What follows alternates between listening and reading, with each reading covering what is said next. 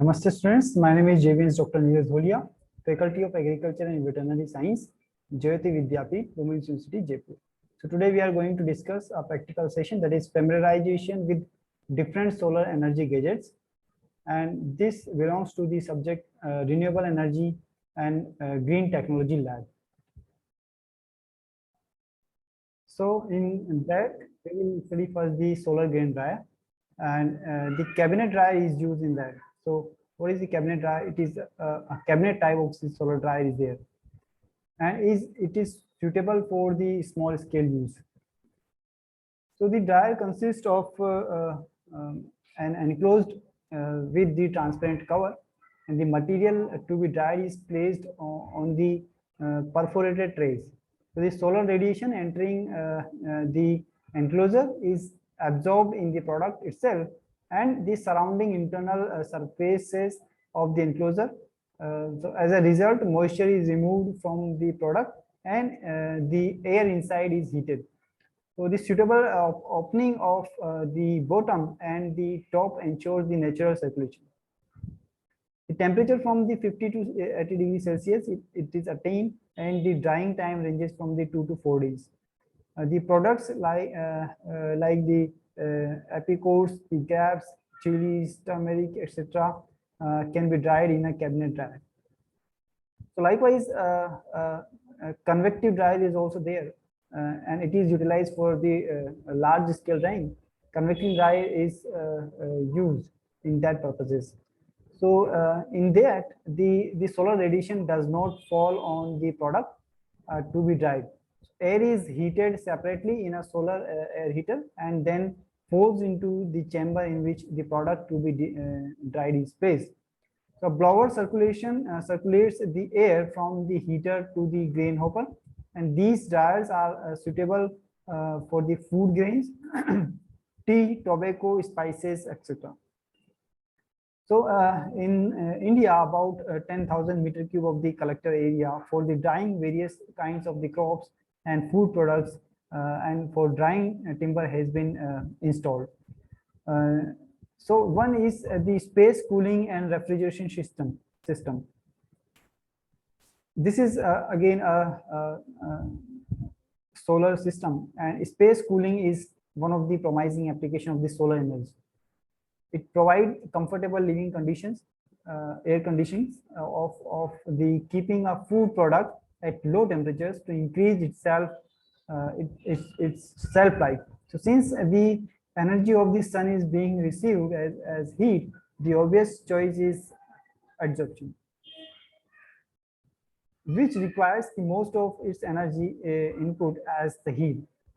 So the water heated in a flat plate collector array is passed through a heat exchanger called the generator, where the transfer of heat takes place to a solution, which is reached in the refrigerator, and the refrigerant vapor boiled off at a high pressure and goes to the condenser, where it is condensed into a high pressure liquid, and the high pressure liquid is thrown to a low pressure and temperature in the expansion value and passes through an evaporator coil. So hence the refrigerator vapor absorb heat and cooling is obtained in the space surrounding this coil. The refrigerant vapor is now absorbed back into a solution mixture withdrawn from the generator. The refrigerant concentration is weak in the solution and pumped back into the generator. Thereby, they completing the cycle, and they become common refrigerant absorbent liquids are the ammonia water lithium bromide, and that is the solar refrigeration system.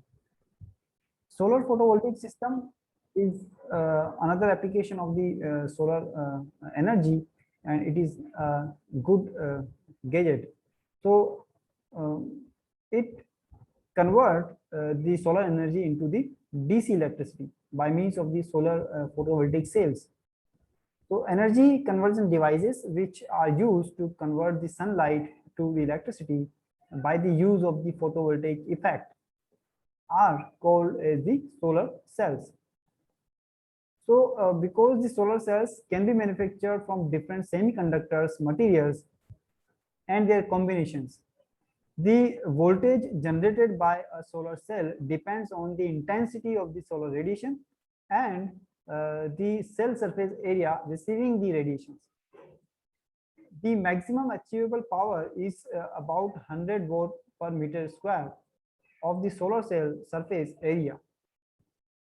So there are many types of the solar cells available, and the examples are the monocrystalline silicon cells, then polycrystalline silicon cells are there, amorphous silicon cells are there. So there are many types of the uh, uh, solar photovoltaic cells are available. They are the very good gadget to convert the solar energy into the DC electricity. Solar cooker is one of the solar gadget, and in this the solar rays that penetrates through the glass cover and absorbed by the blackened metal tray kept inside the cooker. So the upper cover has two glass sheets, each 3 mm thick, fixed in the wooden frame with 20 mm of distance between them. And this prevents the loss of heat due to the re-radiation from the blackened surface. And the loss due to convection is minimized by making the box airtight by providing a rubber strap all around between the upper lid and the box. The insulating material like the glass wool, so dust or any other material is filled in the space which minimizes the heat loss due to the conduction. So when this type of cooker is placed in the sun, the blackened surface starts absorbing the sun rays and temperature rises. So the food in the tray is cooked, and the temperature of the cooking depends upon the intensity of the radiation.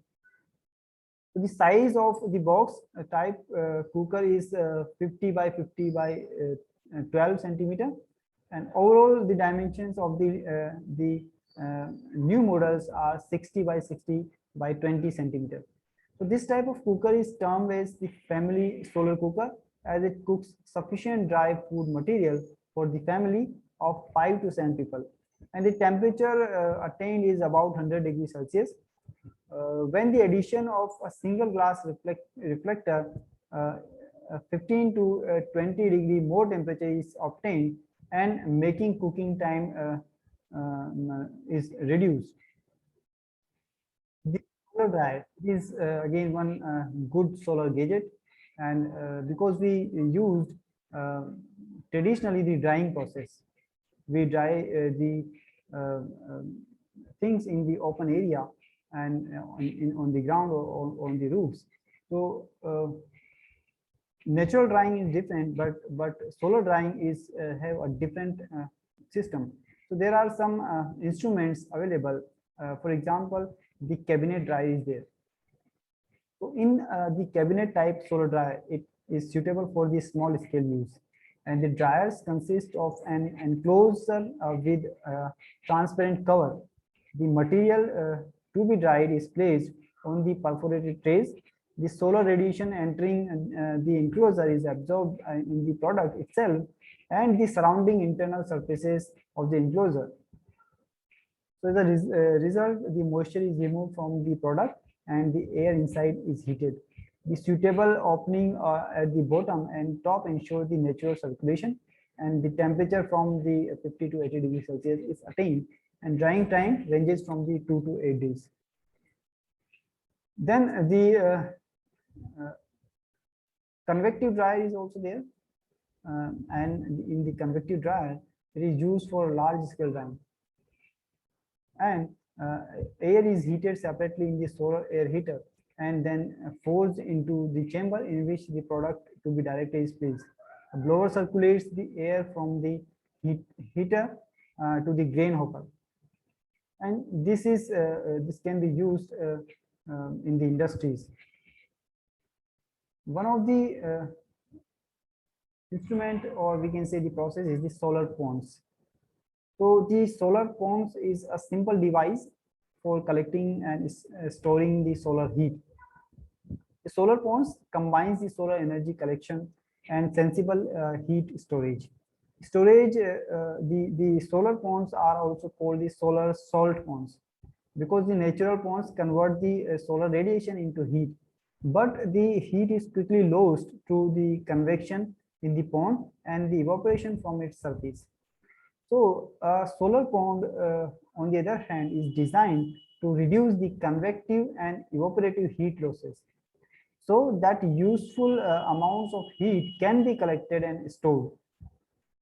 A greater salt concentration at the bottom than at top causes the bottom water to have greater density and remains at the bottom and is also hotter. So the solar energy is absorbed in deep layers and is usually trapped. So the solar ponds are useful in two different ways. One, the conversion of solar energy is useful work as a result of the temperature differences between the bottom and top layers of the pond. And second is the use of pond as a thermal storage medium. Okay, so there are applications of the solar ponds, the heating and cooling of buildings, the power generation, we can use it in the power generations, we can use in the agriculture crop drying, desalination, industrial process heat, and it can be used in the production of the renewable liquid fuels. So there are some limitations also related with the solar ponds because they need for large land area. They need the large land areas, and of course they need the sunny require the sunny climate, because if the solar energy is limited, this will not work. And if the water is blackish, it will be very good because the black things will absorb the radiations more. Okay, so these are the limitations.